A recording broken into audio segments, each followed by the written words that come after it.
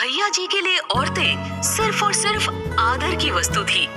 अपनी उबलती हुई उम्र में भी आज तक किसी कंचन कामिनी की छाया उन्होंने अपने हृदय पर पड़ने नहीं दी थी।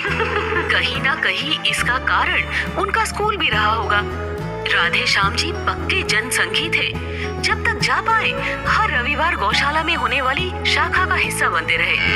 फिर पिता की असामयिक मृत्यु के बाद मिली अनुकंपा नियुक्ति में एक सरकारी दफ्तर की बाबूगिरी निभाने और घर की जिम्मेदारी उठाने में बेचारे धीरे धीरे गौशाला भूलने लगे। पर उनका शाखा प्रेम बना रहा। अपने पिता के बाद उन्होंने सारे उत्तरदायित्वों को बखूबी निभाया और बड़ी बहन की शादी की, अपनी बुआ की जचकी उठवाई और माँ को तीरथ कराए, अपने फेरे फिराए और छोटे भाई को भी ठिकाने लगाया। इन सब में बेचारे राधे श्याम जी की उम्र ही निकल गई, पर उनका शाखा प्रेम नहीं चूका। इसी से जब धर्म पत्नी सुशीला ने बड़े होते लड़कों की तरफ इशारा किया कि अब इनका स्कूल भेजने का समय हो चला, तो तिवारी जी ने बिना आगा पीछे देखे दोनों लड़कों को सरस्वती विद्या मंदिर में डाल दिया। दोनों सुंदर सजीले बालक जब सुबह नहा धोकर बालों में खूब सारा तेल डाल भली प्रकार चपटा कर स्कूल बैग को कंधे पर टांगे भूरी निक्कर घुटनों तक झुलाए स्कूल को निकलते, तिवारी जी के कंधे अभिमान से चौड़े हो जाते। विद्या मंदिर में पढ़ने वाले बालकों में संस्कार कूट कूट कर भरे होते हैं, पर शहर के बाकी स्कूल के बच्चों का यही मानना है कि पढ़ाई लिखाई के लिए तो स्कूल अच्छा है, पर सबसे मन भावन उम्र में उमड़ने गुमड़ने वाले भावनाओं का कचरा कर देता है। सीधे शब्दों में ये स्कूल रोमांस को पनपने ही नहीं देता। एक तो सभी सहपाठियों को एक दूसरे को दीदी भैया बोलना पड़ता है, दूसरे ये लोग हर त्योहार स्कूल में मनाते हैं और सबसे ज्यादा हर्षोल्लास से रक्षाबंधन का पवित्र त्योहार मनाया जाता है। अब ऐसे में किसी बालक के मन में किसी सुंदर सहपाठिनी के लिए कोई कोमल भावना पैदा हो भी गई तो ये स्कूल वाले राखी बंधवा के सब गुड़ गोबर कर डालते हैं। भैया जी जब 9वीं में पहुँचे तब उनके बड़े भैया 12वीं पास कर स्कूल से निकल चुके थे।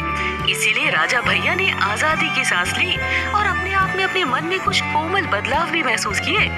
अभी तक जितने आराम से कक्षा की लड़कियों को दीदी कह लेते थे, अब ऐसे कहने में थोड़ा संकोच होने लगा। उसी समय उनकी बेंच पर उनके साथ बैठने वाला जयेश, उसने उन्हें एक अद्भुत खेल सिखा दिया, एक ऐसा अनोखा खेल जिसे अब वो अक्सर कक्षा में सबसे पीछे की बेंच पर बैठे अकेले ही खेलते खोए रहते। उस खेल का नाम था flames. Friend, love, enemy, marriage और सिस्टर। इस खेल में लड़की के नाम की स्पेलिंग और खुद के नाम की स्पेलिंग लिख के जितने कॉमन अल्फाबेट कट सकते हैं उन्हें काट कर बचे हुए जोड़कर फ्लेम्स को काटना होता है और अंत में जो आखिरी बचा अल्फाबेट होगा वो आपका भविष्य तय करता। राजा भैया कक्षा में बैठे इधर उधर नजर फिराते और जो सुंदरी भाती उसके साथ फ्लेम्स काटते। कभी किसी के साथ फ्रेंड आता तो खुश, किसी के साथ लव आ जाता तो बहुत खुश, पर जिस किसी के नाम के साथ सिस्टर आता उससे वो पूरी शिद्दत से सिस्टर का रिश्ता निभाते। तो इसी तरह फ्लेम में डूबे भैया जी 9वीं में लुढ़क गए। दूसरे साल होम एग्जाम होने के कारण आचार्य जी लोगों ने उन्हें किसी तरह पास कर दिया। 10वीं कक्षा में भैया जी की रुचि गुल्ली डंडा और क्रिकेट में भी जाग गई। कक्षा में तो टाइम पास करने के लिए फ्लेम्स और दोस्त थे, कक्षा के बाहर क्रिकेट था, जीवन सहज और सुंदर था, पर पढ़ाई कठिन थी। भैया जी 10वीं में भी लुढ़क गए। 2 बार में किसी तरह आगे पीछे बैठे दोस्तों की मदद से 10वीं पार लगी। 11वीं आचार्य जी लोगों की कृपा से एक बार में पास कर भैया जी 12वीं में पहुंच गए और इन 5 सालों में उनके बड़े भैया यानी युवराज अवस्थी कहां से कहां पहुंच गए। स्कूल की पढ़ाई के बाद बड़के भैया ग्रेजुएशन के साथ साथ अपने चाचा जी के काम में उनका हाथ बटाने लगे। चाचा जी का पुश्तैनी धंधा ब्याज से पैसे देने का था। चाचा जी उतने में ही संतुष्ट थे, पर बड़के भैया ने अपना दिमाग दौड़ाया और ब्याज के सारे काले धन को श्वेत दिखाने सिटी कॉलेज के बाहर 2 मंजिला आर्चीज का शोरूम डाल दिया। जवान लड़के लड़कियों ने और पूरे 7 दिन तक मनाए जाने वाले प्रेम पर्व वैलेंटाइन डे ने उनके बिजनेस को 3 साल में ही चमका दिया।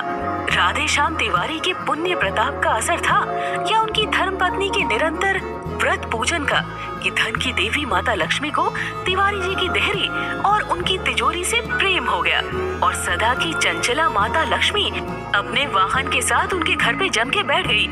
माता लक्ष्मी के आगमन का संकेत देते बड़के भैया के काम और माता के वाहन का संकेत देते राजा भैया के काम। इसके बाद बड़के भैया ने इंडेन की गैस एजेंसी ले ली।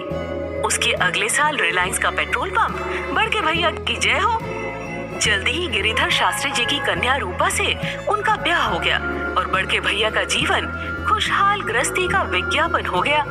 पर इधर छुटके भैया यानी राजकुमार अवस्थी यानी राजा भैया अब तक स्कूल में 12वीं में ही अटके थे। जिस साल राजा भैया 12वीं दोहरी पास कर रहे थे, उस साल किसी ट्रांसफर केस में एक नई कन्या ने 12वीं जीव विज्ञान में प्रवेश लिया। सुबह प्रार्थना कक्ष में सबको विश्राम सावधान कराते राजा भैया ने जब दो चोटी को जूही चावला स्टाइल में आगे पीछे करते बला की खूबसूरत लड़की को देखा तो उनका दिल शताब्दी एक्सप्रेस से टक्कर लेता धड़कने लगा। जैसे तैसे प्रार्थना समाप्त कर दोस्तों के साथ उसका नाम पता करने का प्रयास करने लगे। बहुत जद्दोजहद के बाद उस कन्या का नाम पता चला, रानी।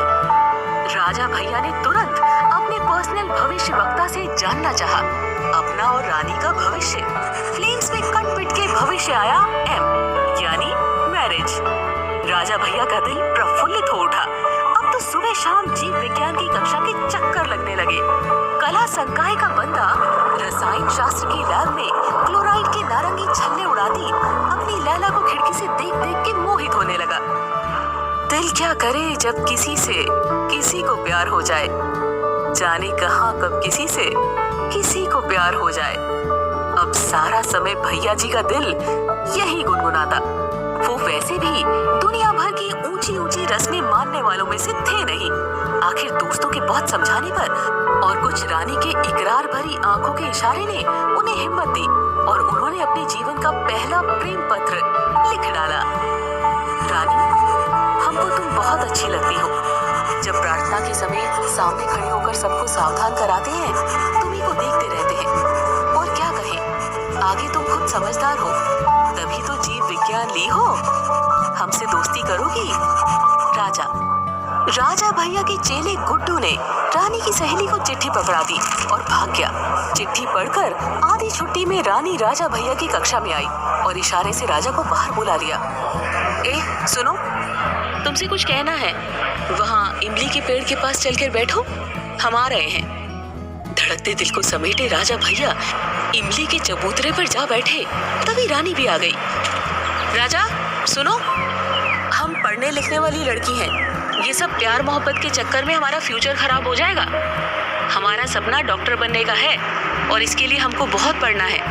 अभी भी रात दिन सुबह शाम पढ़ाई करते हैं, ट्यूशन जाते हैं, कोचिंग जाते हैं। हमारी माँ डॉक्टर नहीं बन पाई थी, नाना जी के पास पैसे नहीं थे ना, इसीलिए माँ हमें डॉक्टर बनाना चाहती है। राजा, तुम हमें भी अच्छे लगते हो, पर तुमसे प्यार कर बैठे तो हम अपने और माँ के सपने को भूल जाएंगे। तुम समझ रहे हो ना हम क्या कह रहे हैं? देखो, अभी हमारी सिर्फ पढ़ने लिखने की उम्र है। प्यार मोहब्बत के लिए पूरी जिंदगी पड़ी है। हो सके तो हमें भूल जाओ। तुम बहुत अच्छे लड़के हो राजा। इतनी सारी ज्ञान भरी बातें सुनकर सचमुच राजा भैया के ज्ञान चक्षु खुल गए। कुछ देर पहले की प्रेयसी में उन्हें माता सरस्वती के दर्शन होने लगे।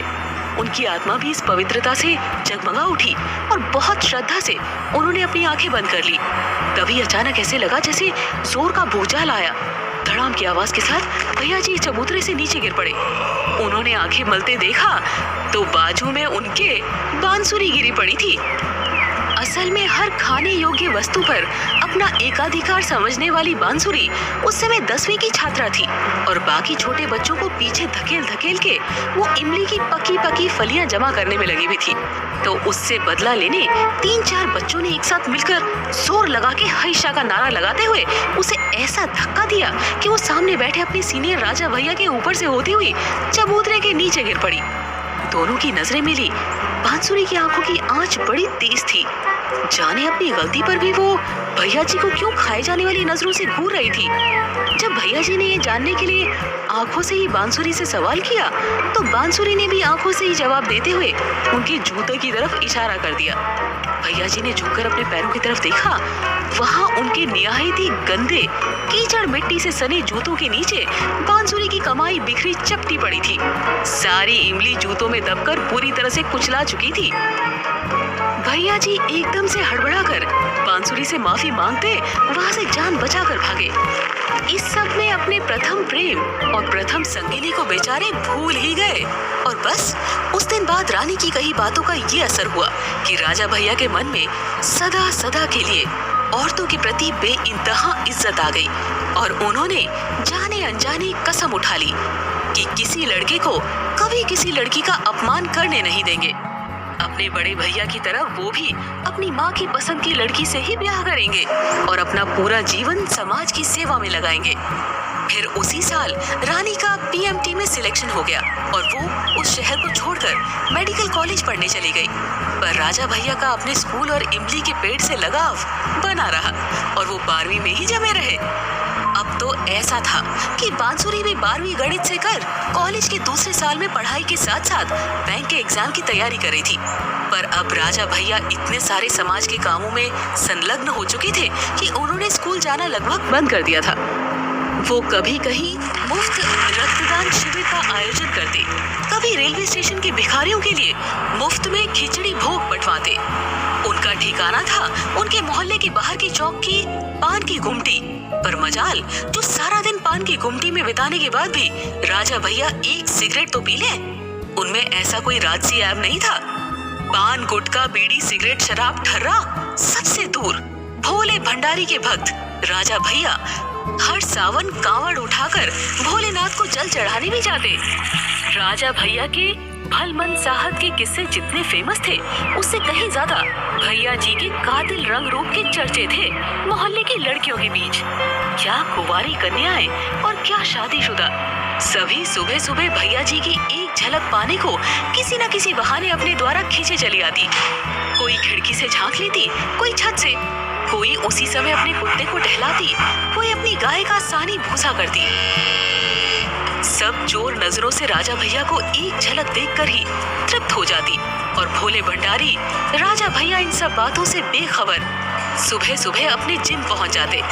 नीले रंग का ट्रैक सूट पहने अपनी रेशमी जुल्फें उड़ाते राजा भैया जॉगिंग ट्रैक पर दौड़ते हुए जाने कितने कन्या रत्नों का हृदय अपनी मुट्ठी में भींचे दूर तक दौड़े चले जाते और पीछे रह जाती उनकी अनन्य प्रशंसिकाएं।